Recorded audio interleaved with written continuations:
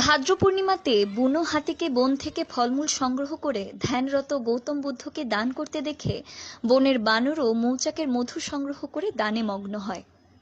এই ঘটনাকে স্মরণ করেই প্রতি বছরের ভাদ্র মাসের পূর্ণিমা তিথিতে বৌদ্ধ ধর্মাবলম্বীরা মধু পূর্ণিমা উদযাপন করে থাকেন।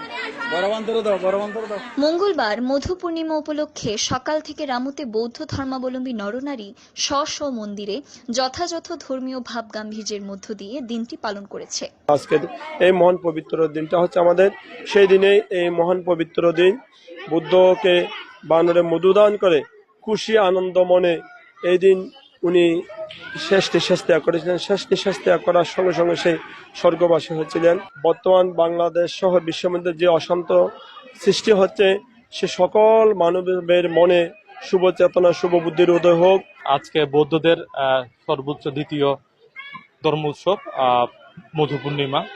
তো আজকে এই দিনটি রামুতে খুব সাড়ম্বরে উদযাপন করা হয় এবং রামুর বিভিন্ন বৌদ্ধ মন্দিরে এই দিনটি উদযাপন করা হয়। সার্বজনীনভাবে আমরা চাই এটার পরিধি দিন দিন বৃদ্ধি পাক আমরা এবং সার্বজনীনভাবে সম্মিলিতভাবে এই উৎসব ধরে রাখার চেষ্টা করছি।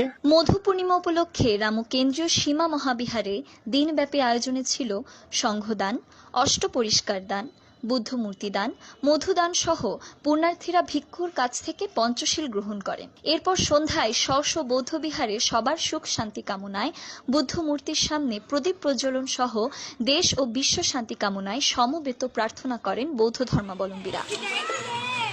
সায়ন্তী ভট্টাচার্য, TTN।